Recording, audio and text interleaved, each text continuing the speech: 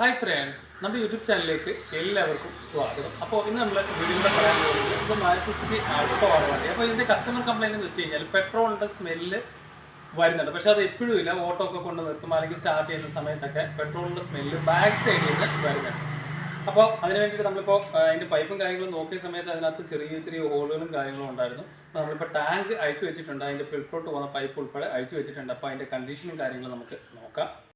നമ്മളിപ്പോൾ ഇതിൻ്റെ ടാങ്ക് അഴിച്ചു വെച്ചിട്ടുണ്ട്. ഇപ്പോൾ കുറേ നാൾ റോഡാതെ കിടന്ന വണ്ടിയാണ്, പക്ഷേ പിന്നീട് ഓടിച്ചപ്പോൾ പെട്രോളിൻ്റെ സ്മെല്ല് നല്ല രീതിയിൽ കിട്ടുന്നുണ്ട്. അപ്പോൾ ഈ ഭാഗത്ത് ബ്രീത്തറിൻ്റെ ഓസൊക്കെ നമ്മൾ നോക്കുന്ന സമയത്ത് ആദ്യം കണ്ടത് നമ്മൾ വണ്ടിയുടെ അടിയിൽ കയറി നോക്കുമ്പോൾ വേറെ പൈപ്പുകൾക്ക് ലീക്കോ കാര്യങ്ങളോ ഒന്നുമില്ല. പക്ഷേ ഫ്യൂൾ ടാങ്കിൻ്റെ ഈ ഭാഗത്തായിട്ട് ലീക്കായ ഒരു പാടും കാര്യങ്ങളും ഉണ്ടായിരുന്നു. അപ്പോൾ ഇതിൻ്റെ ബ്രീത്തറിൻ്റെ ഭാഗത്തോട്ട് നോക്കുന്ന സമയത്താണ് ഇവിടെ ഇങ്ങനെ ഹോള് കാണാനായിട്ട് സാധിക്കും. ഈ ഭാഗത്തോട്ട് നോക്കിക്കഴിഞ്ഞാൽ നമുക്ക് ഹോള് നല്ല രീതിയിൽ ഈ ഭാഗത്ത് ഹോള് കിടപ്പുണ്ട്. അതായത് ഇല്ല പ്രാണി വന്ന് കുത്തുന്ന അതേ ഒരു അവസ്ഥയാണ്. അതാണ് ഈ സ്മെല്ല് വരാനുള്ള മെയിനായിട്ടുള്ള കാരണം. കൂടുതലായിട്ട് ഈ ഓടാതെ കിടക്കുന്ന വണ്ടികൾക്കാണ് ഈ ഒരു പ്രശ്നം കാണിക്കുന്നത്. നല്ല രീതിയിലുള്ള ഹോളും കാര്യങ്ങളൊക്കെ വന്നിട്ട് പെട്രോൾ സ്മെല്ല് നല്ല രീതിയിൽ വരും.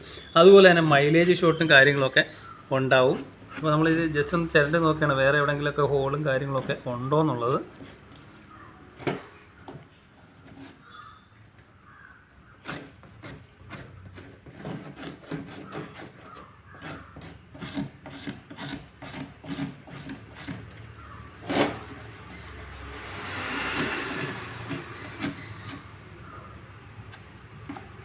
ഈ ഭാഗത്തോട്ട് നോക്കിക്കഴിഞ്ഞാൽ ഇവിടെ ഹോള് കാണാനായിട്ട് സാധിക്കും. അതുപോലെ തന്നെ ഇവിടെ ഹോളുണ്ട്, മെയിൻ ഹോസിൽ തന്നെ ഹോളുണ്ട്. അപ്പോൾ ഇത് പെട്രോൾ ഫുൾ അടിക്കുന്ന സമയത്ത് ഇതുവഴി ലീക്കാവാൻ തുടങ്ങും പെട്രോൾ.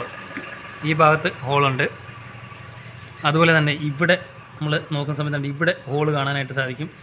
ഈ ഹോള് അപ്പോൾ ഇതിൻ്റെ ചുറ്റിനും ശരിക്കും പറഞ്ഞാൽ ഹോളുകളുണ്ട്. നമുക്ക് ഈ പൈപ്പ് കാര്യങ്ങളൊക്കെ മാറ്റിയിട്ടുണ്ട്. അതുപോലെ തന്നെ ഈ ഭാഗത്തോട്ടൊക്കെ നോക്കിക്കഴിഞ്ഞാൽ ഹോളും കാര്യങ്ങളൊക്കെ നമുക്ക് കാണാനായിട്ട് സാധിക്കും. അപ്പോൾ എന്തായാലും ഇതിനകത്ത് ഹോളുണ്ട്. അതുപോലെ തന്നെ ഇതിൻ്റെ ബ്രീത്തർ പൈപ്പിലും ഹോളുണ്ട്. അപ്പോൾ ഇതിനെയും നമുക്ക് ഇതിൻ്റെ പെട്രോളിൻ്റെ പൈപ്പിൽ ഹോളുണ്ടോ എന്ന് നമുക്ക് നോക്കാം. ഇതാണ് ഇതിൻ്റെ മെയിൻ പൈപ്പ് വരുന്നത്. ഫിൽറ്റർ നോക്കിയാൽ ജസ്റ്റ് കുറേ കാലമായി മാറിയിട്ട്, പക്ഷേ ഈ ഭാഗത്തോട്ട് നോക്കിക്കഴിഞ്ഞാൽ ഇവിടെ ഒരു ഹോൾ നമുക്ക് കാണാനായിട്ട് സാധിക്കും.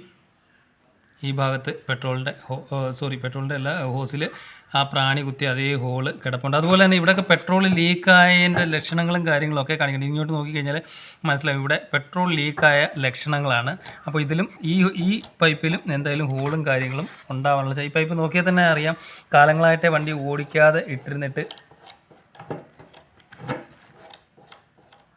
പൈപ്പിൻ്റെ ഫ്ലെക്സിബിലിറ്റി ഒക്കെ പോയിട്ടുണ്ട്. ഈ ഭാഗത്ത് ഒരു ഹോൾ നമുക്ക് കാണാനായിട്ട് സാധിക്കും.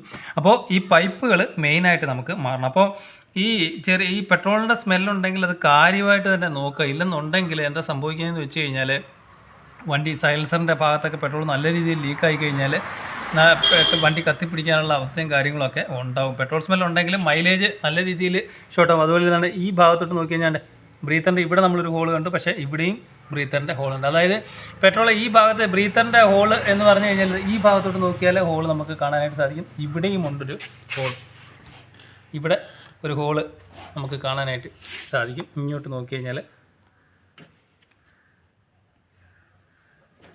ഈ ഭാഗത്ത് ഒരു ഹോളുണ്ട്. ഈ ഭാഗത്തോട്ട് നോക്കിക്കഴിഞ്ഞാൽ നല്ല ഡീപ്പായിട്ടുള്ളൊരു ഹോളാണ് ഇവിടെ കാണിക്കുന്നത്. അതുപോലെ തന്നെ ഇവിടെ അപ്പോൾ ശരിക്കും പറഞ്ഞാൽ ബ്രീത്തർ ലൈന് ഫുള്ളായിട്ട് ഹോളുണ്ട്. അതുപോലെ തന്നെ മെയിൻ ഹോസിലും ഹോളുണ്ട്. അപ്പോൾ മെയിൻ ഹോസ് മാറണം, അതുപോലെ തന്നെ ബ്രീത്തർ ഹോസ് മാറണം. അതുപോലെ ഈ കാണുന്ന 2 ഹോസും നമുക്ക് മാറ്റേണ്ടതാണ്. ഈ ഫിൽറ്ററിലോട്ട് പോകുന്ന 2 ഹോസും നമുക്ക് മാറണം. കൂടാതെ ഈ ഫിൽറ്ററും മാറ്റിയിട്ടുണ്ട്, കാരണം ഫിൽറ്റർ കുറേ കാലമായിട്ട് മാറിയിട്ടില്ല. അപ്പോൾ ഈ ഫിൽറ്റർ നമുക്ക് മാറി വിടേണ്ടതായിട്ടുണ്ട്. അതുപോലെ തന്നെ ഈ ഒരു റിട്ടേൺ ഹോസും നമുക്ക് മാറണം. ഓക്കെ, നമ്മൾ ഇതിൻ്റെ മറുവശത്തൊരു ഈ മെയിൻ ഹോസിൻ്റെ മറുവശത്ത് നമ്മളൊരു ഹോള് കണ്ടു, പക്ഷേ അതേപോലെ തന്നെ ഇവിടോട്ട് നോക്കിക്കഴിഞ്ഞാൽ ഈ സൈഡിലും ഹോളുണ്ട്. അതപ്പോൾ ഈ ഹോള് എന്താ സംഭവിക്കുന്നത് വെച്ചാൽ നേരെ പെട്രോൾ ഫുൾ അടിക്കുന്ന സമയത്ത് ഈ ഹോളിൽ കൂടെ പെട്രോൾ ലീക്കാവാൻ തുടങ്ങും. നല്ല രീതിയിൽ ലീക്കായിട്ട് പോകും. അതുപോലെ തന്നെ മൈലേജ് ഷോട്ട് നമ്മൾ അറിയില്ല.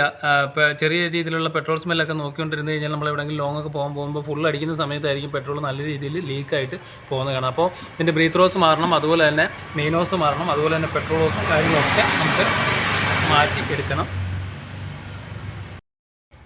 അപ്പോൾ പെട്രോൾ സ്മെല്ലിനെ കുറിച്ചാണ് നമ്മൾ പറഞ്ഞത്. അപ്പോൾ ഈ ടാങ്കിലെ ബ്രീത്തേഴ്സ്, അപ്പോൾ ഇങ്ങനെയുള്ള പെട്രോൾ സ്മെൽ ഉണ്ട് എന്നുണ്ടെങ്കിൽ നമ്മൾ ഈ മെയിൻ ഹോസ്, നമ്മൾ ടാങ്ക് അടിക്കുന്ന മെറ്റലോസുകൾ എന്തെങ്കിലും ദ്രവിച്ചിരിപ്പുണ്ടോ, അതുവഴി സ്മെല്ല് വരുന്നുണ്ടോ നോക്കണം. അതുപോലെ തന്നെ റബ്ബർ ഹോസുകൾ, മെയിനായിട്ട് റബ്ബർ ഹോസുകൾ നോക്കണം. കാരണം ഇതുപോലെ ഓടാതെ കിടക്കുന്ന വണ്ടികളാണ്, വല്ലപ്പോഴും ഓടുന്ന വണ്ടിയാണെന്നുണ്ടെങ്കിൽ ഈ പ്രാണി വന്നിരുന്നിട്ട് കുത്തിയിരുന്നിട്ട് ആ ഓളുണ്ടാക്കിയിട്ട് പെട്രോള് എൻ്റെ ഈ ബ്രീത്തർ ഹോസും അതുപോലെ തന്നെ ഈ ഭാഗത്തുനിന്നുള്ള ഫുൾടാങ്ക് അടിക്കുന്നുണ്ടെങ്കിൽ പെട്രോളിൻ്റെ സ്മെല്ല് വരും. ഫുൾടാങ്ക് അടിക്കുകയാണെങ്കിൽ പെട്രോൾ ലീക്ക് ആവുന്നത് നമുക്ക് കാണാനായിട്ട് സാധിക്കും. കാരണം പെട്രോൾ ഇവാപ്പറേറ്റ് ആവുന്നതിൻ്റെ ഗ്യാസ് ഇതുവഴി അങ്ങ് ലീക്കായിട്ട് പോകും. അതുപോലെ തന്നെ പെട്രോൾ നമുക്ക് തീരെ മൈലേജ് കിട്ടാത്ത ഒരു അവസ്ഥയും കാര്യങ്ങളൊക്കെ ഉണ്ടാവും. അപ്പോൾ ഇങ്ങനെ ഉണ്ടെങ്കിൽ ഈ പൈപ്പും കാര്യങ്ങളൊക്കെ മാറ്റി, അതുപോലെ തന്നെ നമ്മൾ അടി വാഷ് ചെയ്യാതെ കുറേ കാലം നമ്മൾ ചെടിയിലൊക്കെ പോയിട്ട് അടി വാഷ് ചെയ്യാതിരിക്കുകയാണെന്നുണ്ടെങ്കിൽ നമ്മുടെ അടിയിൽ മെറ്റലോസിൻ്റെ ഭാഗത്ത് ഒക്കെ മെറ്റലോസിൻ്റെ ഭാഗത്ത് ചെളിയൊക്കെ അടിഞ്ഞ് കഴിഞ്ഞിട്ട് അങ്ങനെ ഇരുന്നിട്ട് അത്രയും ഭാഗം തുരുമ്പായിട്ട് പോകും. പിന്നെ നമ്മൾ വാഷ് ചെയ്യുമ്പോൾ അത്രയും ഭാഗം അടങ്ങ് പോകും. പിന്നെ ടാങ്കിനകത്ത് വെള്ളം കയറാനും നല്ല രീതിയിൽ പെട്രോൾ സ്മെല്ല് വരാനും, ചിലപ്പോൾ പെട്രോൾ സ്മെല്ല് നമ്മൾ ബാക്കിലായതുകൊണ്ട് ഗവനിക്കാതിരുന്നിട്ട് നമുക്ക് മൈലേജ് നല്ല രീതിയിൽ ഷോർട്ട് ആവും. പക്ഷേ അങ്ങനെ വരുമ്പോൾ ഏതെങ്കിലും ഒരു സ്പാർക്കിങ് ഷോർട്ടൊക്കെ വരുവാണെങ്കിൽ പെട്ടെന്ന് കത്തിപ്പിടിക്കാനുള്ള ചാൻസും കാര്യങ്ങളൊക്കെ ഉണ്ട്. അത് പ്രത്യേകം ശ്രദ്ധിക്കണം. കാരണം സൈലൻസറിൻ്റെ ഭാഗത്തു കൂടെയൊക്കെ ഈ ടാങ്ക് വന്നേക്കുന്നത്, ടാങ്കിൻ്റെ അകത്തുനിന്ന് പെട്രോൾ താഴോട്ട് ഇറങ്ങിക്കഴിഞ്ഞാൽ പെട്ടെന്ന് വണ്ടി കത്തിപ്പിടിക്കാനൊക്കെയുള്ള ചാൻസും കാര്യങ്ങളുണ്ട്. അത് പ്രത്യേകം ശ്രദ്ധിക്കണം. നല്ല രീതിയിലുള്ള മൈലേജ് ഷോട്ടും ഉണ്ടാവും. അപ്പോൾ കറക്റ്റായിട്ട് തന്നെ വണ്ടി അടി ഒന്ന് സർവീസ് ചെയ്ത് വിടുക ഇടവേളകളിൽ.